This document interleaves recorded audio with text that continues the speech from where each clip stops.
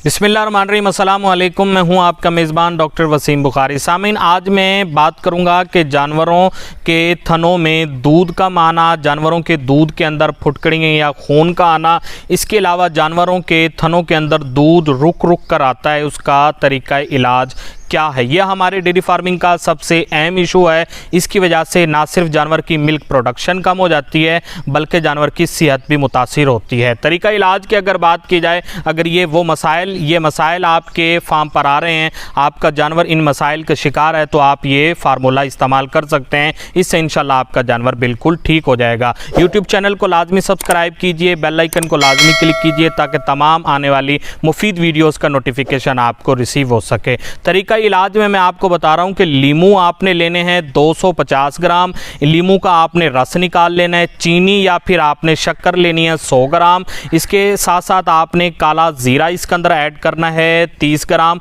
और सरसों का तेल आपने इसके अंदर मिलाना है 250 ml। लीमू, चीनी या शक्कर, काला ज़ीरा या फिर सरसों का तेल, आपने इन तमाम चीज़ों को, जो लीमू का रस आपने निकाला है उसके अंदर चीनी या शक्कर, काला ज़ीरा का भी आपने पाउडर कर लेना है, और सरसों का तेल, ये तमाम चीज़ें आपने मिक्स कर लेनी है। और तमाम अशिया को मिक्स करके आपने फिर इसके अंदर मीठा सोडा 2 चम्मच आपने इसके अंदर ऐड कर लेना है। इन तमाम चीज़ों को मिक्स करके आपने अपने जानवर को इस्तेमाल कराना है, यानी आपने अपने जानवर को ये अशिया आपने पिला देनी है, या फिर आपने जानवर की खुराक के अंदर इन चीज़ों को शामिल करके जानवर को खिला देनी है। सुबह शाम ये फार्मूला आपने अपने जानवर को इस्तेमाल करवाना है। 5 से तकरीबन 7 दिन तक आपने अपने जानवर को ये फार्मूला इस्तेमाल करवाना है। इंशाल्लाह आप ये फार्मूला इस्तेमाल करेंगे, जानवरों के थनों के अंदर दूध अगर कम आ रहा है, जानवरों के दूध में फुटकड़ियाँ या खून आ रहा है, या थनों के अंदर दूध रुक रुक कर आ रहा है, यानी कि दूध की मिकदार कम हो गई है, आप ये फार्मूला इस्तेमाल करेंगे